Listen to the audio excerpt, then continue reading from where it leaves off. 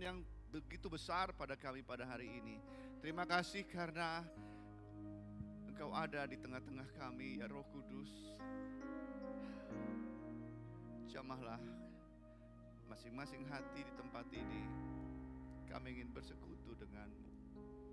Kami rindu kepadamu. 6 hari kami sudah bekerja. Maka pada hari ini kami mau masuk pada hari perhentian bersama denganmu. Kami ingin bersekutu denganmu meskipun hanya sekitar 2 jam saja. Berbicaralah di dalam hati kami. Sentuhlah hati kami. Kami sayang kepadamu. Kami rindu Tuhan.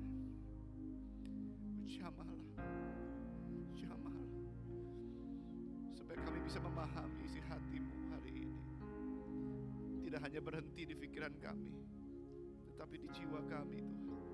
Bahkan ke roh kami. Dalam nama Yesus kami bersyukur dan berdoa. Amin. Silakan duduk saudaraku. Shalom. Apa kabar pagi hari ini?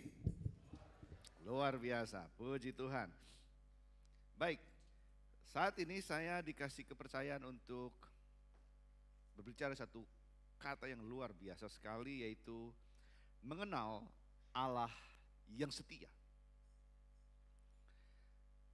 Firman Tuhan pada hari ini diambil dari Ulangan 7 ayat 1 sampai 11. Mari kita baca bersama-sama. Saya ayat yang ganjil, saudara ayat yang genap. Ulangan 7 ayat 1 sampai 11.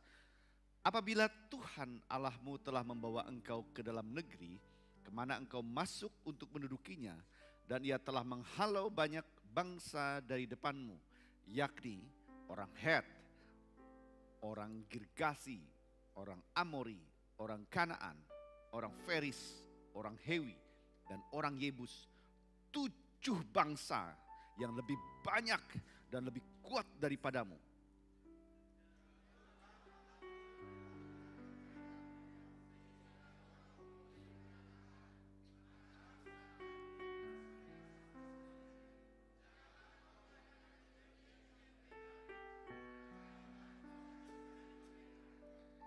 Janganlah juga engkau mengawin dengan mereka. Anakmu perempuan janganlah kau berikan kepada anak laki-laki mereka, ataupun anak perempuan mereka jangan kau ambil bagi anakmu laki-laki.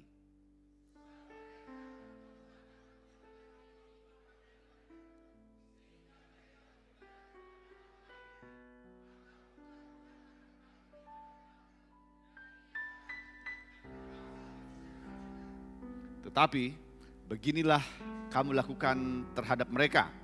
Mezbah-mezbah mereka haruslah kamu robohkan. Tugu-tugu mereka kamu remukkan. Tiang-tiang berhala mereka kamu hancurkan. Dan patung-patung mereka kamu bakar habis.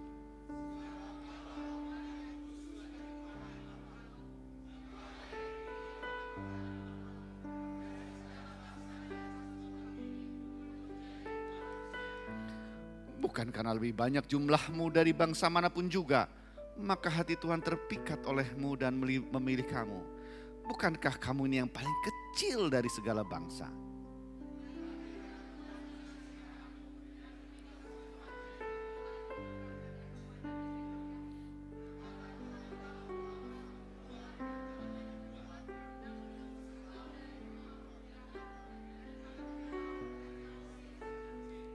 Sebab itu haruslah kau ketahui bahwa Tuhan Allahmu, dialah Allah, Allah yang setia, yang memegang perjanjian dan kasih setianya terhadap orang yang kasih kepadanya dan berpegang pada perintahnya sampai kepada beribu-ribu keturunan.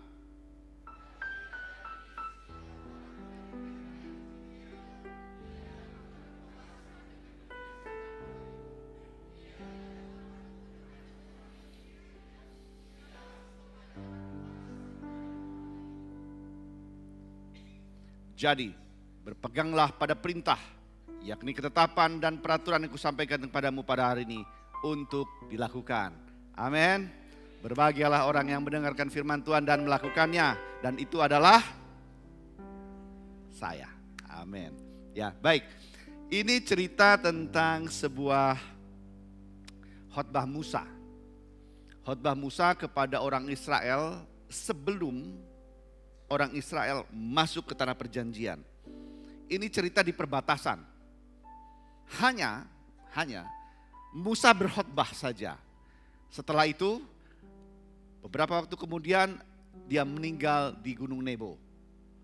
Dan yang menggantikan Musa adalah Joshua. Dan Joshua yang masuk bersama orang Israel yang sisa. Dan kebanyakan dari mereka bukanlah orang yang keluar dari Mesir, tetapi keturunan mereka. Ya.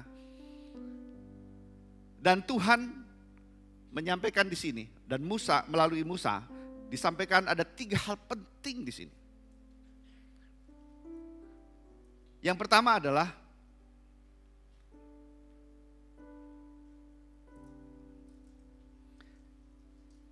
kemenangan adalah anugerah Allah.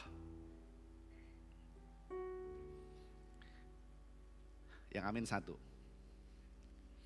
Kemenangan adalah anugerah Allah. Wah, itu bagus. Jadi nggak usah saya bilang amin gitu kan ya. Respons ya. Ketika kita merespon, maka hatinya Allah dan hatinya kita bertemu. Dan ketika ada percikan keluar, amin gitu ya. Baik. Saudara, ketika bangsa Israel mau masuk ke tanah perjanjian, Tuhan bicara lewat Musa. Mus. Bukan Mus Mujiono, Musa. Mus. Ya Tuhan maksudnya gitu. Nih, kamu kasih tahu. Itu ada 7 bangsa. Nanti mereka akan ngalahin mereka tuh. Waduh, besar-besar. Hebat-hebat mereka Tuhan. Lu gak usah khawatir. Gue akan bantu mereka tuh.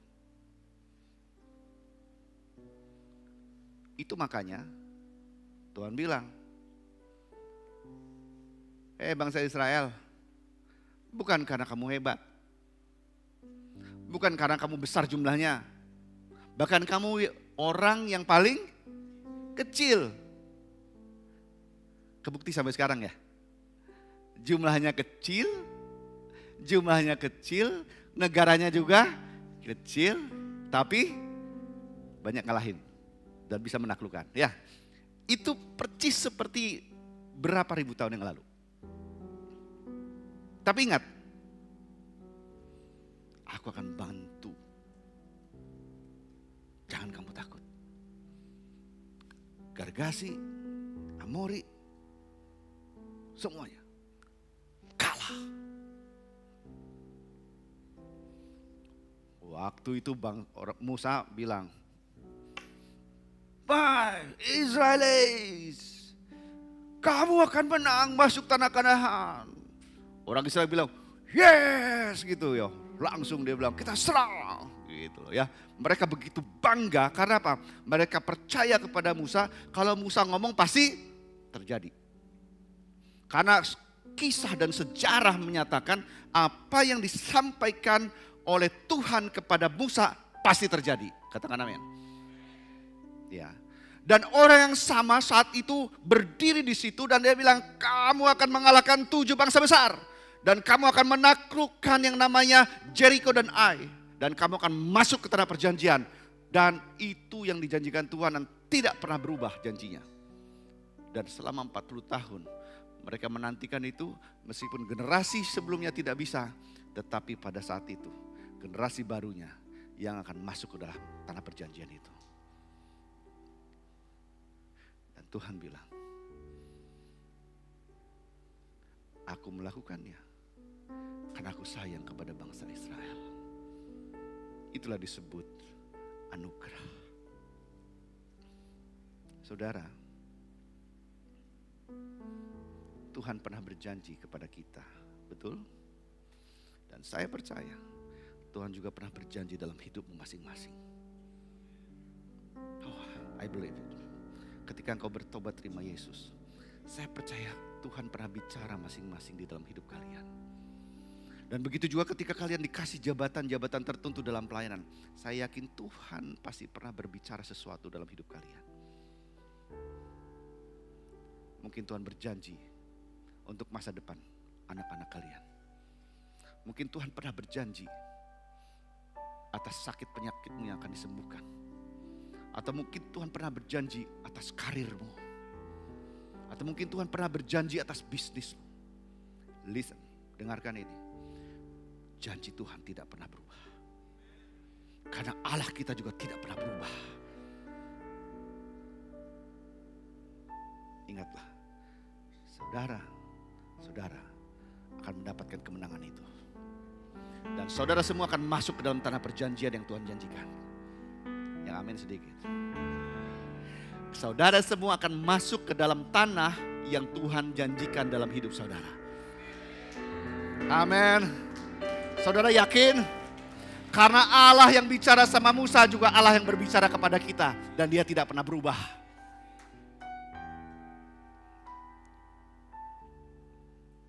Percayalah bahwa itu adalah anugerahnya. Bukan karena kita hebat. Bukan karena kita kuat. Jadi jangan sombong kalian. Kalau kalian dikasih kepercayaan, saya kan belum punya apa-apa. Emang Tuhan minta apa sama kamu? Tidak ada. Tapi kalau Tuhan kasih sama kamu, kamu kasih juga sama yang lain. Nah ini memang kalau udah kasih emang agak sikit-sikit aminnya. Kalau Tuhan kasih sesuatu sama kamu, itu berarti ada hak orang lain yang Tuhan titipkan sama kalian. Katakan amin. Makin besar yang Tuhan percayakan, alirkan itu. Baik itu uang, baik itu pengetahuan, baik itu waktu. Pass through. Alirkan. Because itu adalah anugerah. Kalau itu adalah anugerah berarti Tuhan punya maksud atas sebuah bangsa, atas sebuah kota, atas sebuah komunitas. Itu yang pertama. Yang kedua,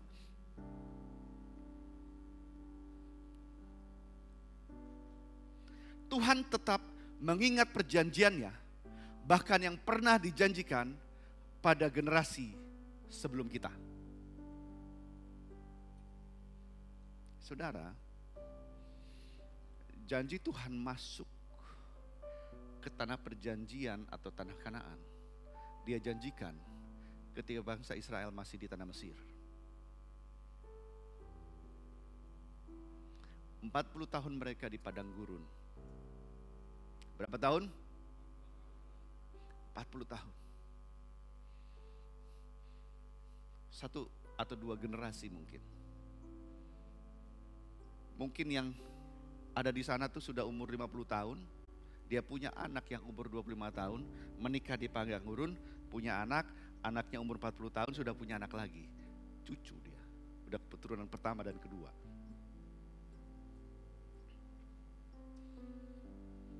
Tetapi pada saat Musa menyampaikan itu, Tuhan bilang, Han, kasih tahu ya, mereka akan tetap masuk ke dalam tanah perjanjian. Mereka akan mengalahkan orang Kanaan. Mereka akan mengalahkan bangsa Ai. Mereka akan mengalahkan Gergasi.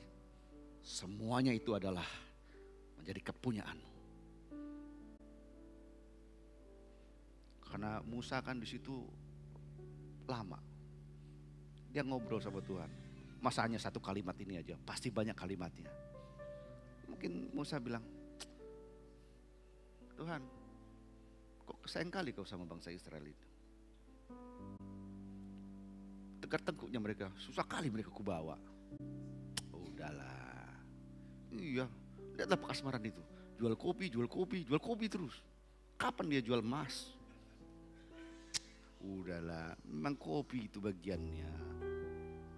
Lihat lagi tuh. 40 Pak Agung. Dulu kurus, sekarang gemuk. Bagi-bagilah. Apa yang mau dibagi? Lihatlah, sungguh-sungguhnya mereka nanti. Lihat lagi Tuhan, Pak Yoelson. Dulu hitam rambutnya, sekarang putih. Nggak dicet-cetnya, nggak ada uangnya itu. Katanya. Sudahlah, jangan kau gitu Mus. Katanya. Percaya, sampaikan aja nih kau. Iyalah, tapi aku mau ngeluh dulu Tuhan. 40 tahun aku di sini, susah kali mereka ku omongin. Sudahlah, sabarlah kau ya Mus ya. Ya silah Tuhan, tidur dia sebentar. Terus bangun lagi. Apalagi Tuhan, oh ya gini, kau kasih tahu ya. Selama 40 tahun itu, kau kasih tahu sama mereka. Bahwa itulah cara Tuhan membentukku, membentuk orang Israel. Oh gitu ya. Kau lihat perubahannya Pak Nixon itu kan. Dulu dia si kutus-kutusnya dia kulihat. Sekarang lihat agak ganteng dia. Tuhan punya tujuan untuk hidupmu. Tuhan punya rancangan untuk hidupmu. Dan Tuhan tidak pernah berubah apa yang pernah dia janjikan. Dan itu juga berlaku pada keturunannya si Rada. Amin. Mungkin beberapa tahun yang lalu dia agak stres melihat Rada. Tapi lihat sekarang Rada melayani Tuhan. Kasih tepuk tangan dong. Ada waktunya semuanya. Semua ada waktunya. Percayalah. Semua ada waktunya. Mungkin pada saat ini kau merasa aduh susah kali Tuhan. Tapi ingat. Apa yang Tuhan pernah sampaikan. Dia tidak pernah cabut. Dia tidak pernah cabut. Bilang. Tuhan tidak pernah mencabut janjinya dalam hidupku. Apa yang pernah dia sampaikan sampai saat ini masih berlaku. Oh haleluya. Amin. Masih berlaku. Masih berlaku. Masih berlaku katakan. Masih berlaku. Pasti terjadi. Oh amin. Haleluya. Haleluya. Karena dia adalah Allah yang setia. Karena dia adalah Allah yang setia. He's never failed. Mungkin di tengah-tengah jalan kita merasakan ada yang gagal. Kemananya Tuhan ini? Kayak gak diperhatikannya aku. Gagalan aku. 3 kali kau Tuhan. Bisnisku bangkrut. 3 kali kau Tuhan. Aku dipecat 3 kali kau Tuhan. Ingat. Bangsa Israel pernah mengalami itu. Gak punya air. Mati kehausan di padang gurun. Tapi selalu ada jalan. Selalu ada jalan. Selalu ada jalan keluar. Ketika jalannya buntu, tiba-tiba Tuhan buat jalan.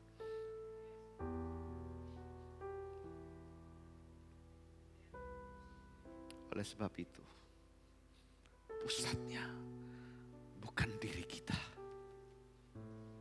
Kalaupun ada yang berubah dalam diri kita, minta ampunlah. Karena Tuhan tidak pernah berubah. Dan kesetiaannya sampai selama-lamanya. Amin. Amin. Haleluya. Haleluya. He is faithful. Yang ketiga,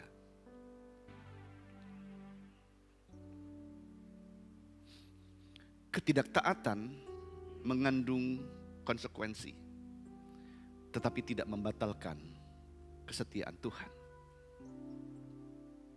Saudaraku, kalau saudara baca tadi,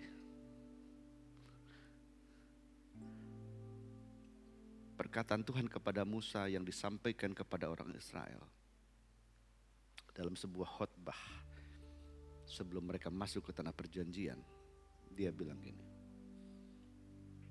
kamu akan menduduki negeri itu, tapi tumpaslah mereka semua. Jangan sampai ada anakmu laki-laki yang menikah dengan perempuan Kanaan.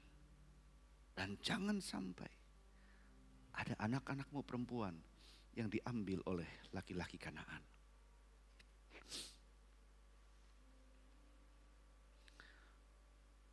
Lalu jangan juga buat perjanjian dengan mereka, termasuk perjanjian damai. Karena bukan kamu yang membawa mereka kepada Allah, tapi bahkan mereka yang akan membawamu untuk menyembah dewa-dewa mereka. Saudara, kalau saudara baca di kitab Yosua, lalu di kitab Hakim-Hakim, saudara melihat bangsa Israel menang. Mereka mengalahkan 7 bangsa itu. Mereka menaklukkan tembok Yeriko. Mereka mengalahkan bangsa Ai, luar biasa. Tapi ada satu hal yang akhirnya mereka gagal. Yaitu apa? Mereka mengizinkan anak-anak mereka mengambil perempuan Kanaan. Lalu mereka mengizinkan anak perempuan mereka diambil oleh laki-laki Kanaan. Lalu mereka juga membuat perjanjian dengan bangsa Neop atau apa saya lupa. Mereka buat perjanjian damai sehingga mereka tidak melumpas semuanya. Ada yang ditumpas, ada yang tidak. Kisahnya saudara bisa lihat apa yang terjadi pada Simson. Itu adalah gara-gara mereka membuat perjanjian. Ketika orang Israel lengah, Simson akhirnya menjadi dipermalukan dan orang Israel diperbudak lagi. Lalu apa yang terjadi di dalam kisah Hakim-Hakim? Mereka mengalami kekalahan dan mereka akhirnya menyembah dewa. Orang-orang keturunan mereka beberapa, mereka menyembah dewa. Terus, saudara bisa kitab Hakim-Hakim 1, 2, 3. Tapi pertanyaannya, apakah janji Tuhan tetap ada? Ya. Setelah itu muncul Nabi Yesaya, muncul Nabi Yeskiel, muncul Nabi Yeremia. Tuhan tetap ingat akan janjinya bahwa bangsa Israel harus menduduki kota Yerusalem hingga saat ini. Saudaraku, konsekuensinya ada. Konsekuensi ketidaktaatan adalah bahwa dia mengalami kekalahan dalam beberapa periode. Tetapi kesetiaan Tuhan tidak pernah luntur. Mungkin dalam hidup kita mengalami kegagalan. Mungkin juga karena ketidaksetiaan kita. Mungkin juga karena kesalahan kita. Tapi ingat, kesalahanmu, kegagalanmu tidak pernah menyurutkan kesetiaan Tuhan untuk digenapi dalam kehidupanmu. Katakan amin. Janji Tuhan pada kita, keturunan kita, dan keturunan kita, dan keturunan kita, bahkan beribu-ribu keturunan katanya, tetap kekal sampai selama-lamanya. Janjinya adalah ya dan amin. Kesetiaannya ya dan amin. Ada satu lagu, The Goodness of God, bagian refnya. Bantu dong. All my life you have been faithful. All my life you have been so. Every breath that I am able, I see of the goodness of God. Amin. Sekali lagi ya. All my life you have been faithful. All my life you have been so good. With every breath that I am able, oh, I will sing of the goodness of God. Daud, tolong siapin ada video pendek. Kalau udah kasih tahu ya langsung gitu kan. Saudara, ini sebuah kisah yang luar biasa. Orang yang gak punya dan begitu banyak keterbatasannya. Tapi dia katakan bahwa janji Tuhan tidak dibatasi oleh keberadaanku. Aku tetap bisa berkarya meskipun aku terbatas. Yuk, play.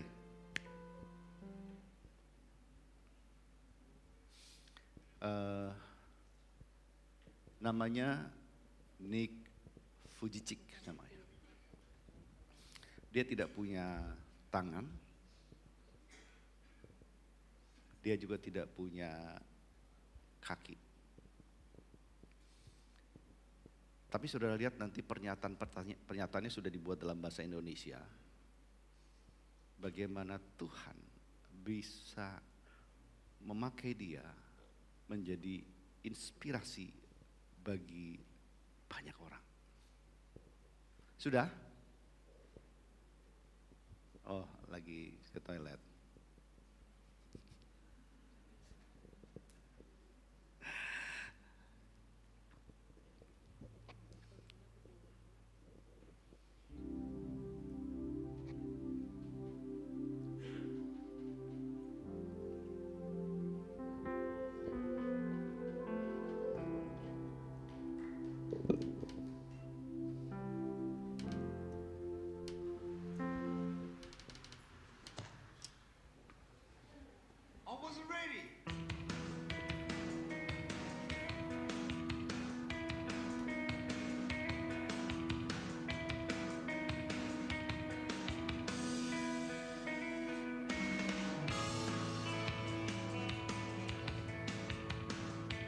I have no arms and no legs, but I'm very thankful that I have my little chicken drumstick here.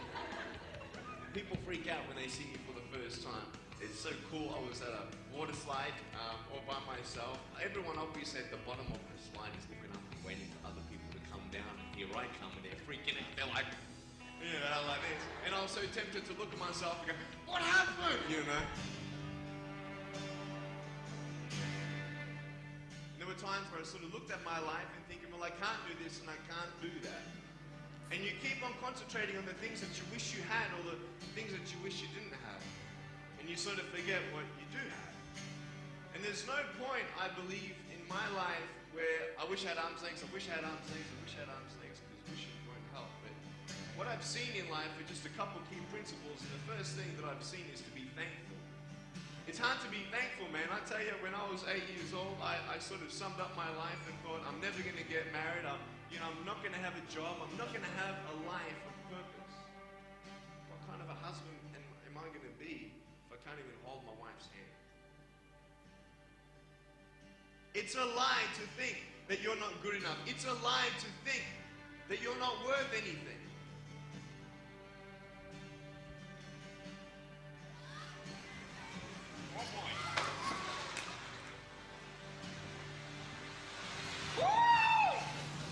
I can't feel my hands.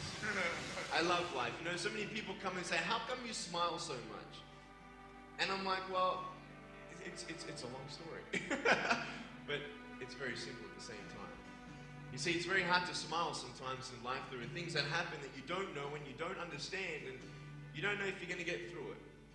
You know, you go through your storms in life and you don't know how long this storm is going to be. And today I want to share with you some principles that I've learned in my life that you can use in yours.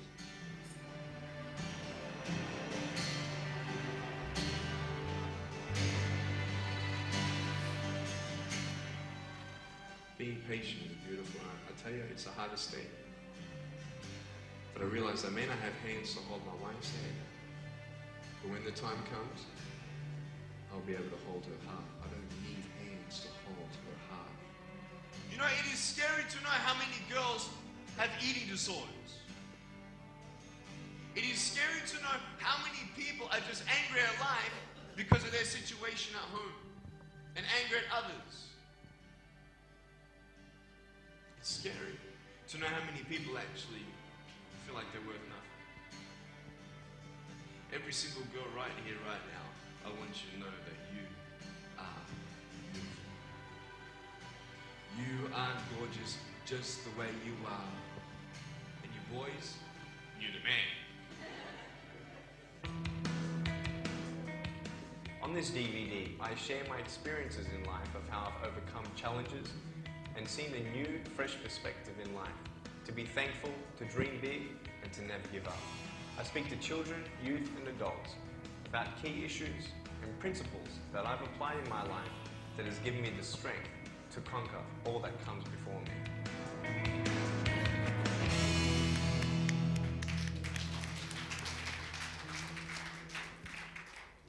Saudara, kalau kalian lihat ini, yang harus kalian lihat adalah orang tuanya. Ketika orang tuanya melihat bayi ini, dia bilang, Allahku setia, meskipun anakku seperti ini, janjimu tetap bisa digenapi. Itu mengilhami Nick Vujicic. Sehingga ketika dia mulai bangkit menjadi dewasa, karena orang tuanya bilang seperti itu, dan itu yang dia dengar, Allahku adalah Allah yang setia. Mungkin aku gak bisa pegang tangan atau istriku dengan tanganku, tapi dia bisa aku pegang dengan hatiku, katanya. Waduh, dahsyat itu. Saudaraku, dengan begitu banyak terbatasnya dia, seberapa terbatasnya engkau? Gak punya uang, gak punya kerjaan, gak punya motor, gak punya masa depan, beratan mana sama dia? Dia. Jangan pernah berhenti dan percaya kepada Tuhan. Jangan pernah berhenti untuk tetap percaya pada kesetiaannya. Kegagalan tidak sebesar kegagalan dia. Keterbatasan tidak sebesar keterbatasan dia. Tapi ingat, kalau fokusmu kepada Kristus, Kristus sanggup. Karena dia adalah yang setia. Amin, saudaraku. All my life, all my life, all my life you have been faithful. Yuk kita sama-sama berdiri. All my life you have been so good. Every breath that I am at. Oh, amen. Oh, I will sing of the goodness of God. Yes. All my life you have been faithful. Dia setia. Yes. All my life you have been so good. With every breath that I have had, oh, I will sing of the goodness of God. All my life you have been faithful. You have been faithful, Lord. All my life you have been so good. With every breath that I have had, oh, I will sing of the goodness of God. Saudaraku, katakan, aku masih punya tangan, aku masih punya kaki, Aku masih punya kaki, aku masih punya kerjaan. aku masih punya kerjaan. Tetapi yang lebih penting dari itu, Yang lebih penting dari itu, Allahku setia. Allahku setia. All my life You have been faithful. yes, amen. All my life you have been so good. With every breath that I have had, oh, I will sing of the goodness. Sepanjang hidupku kau setia.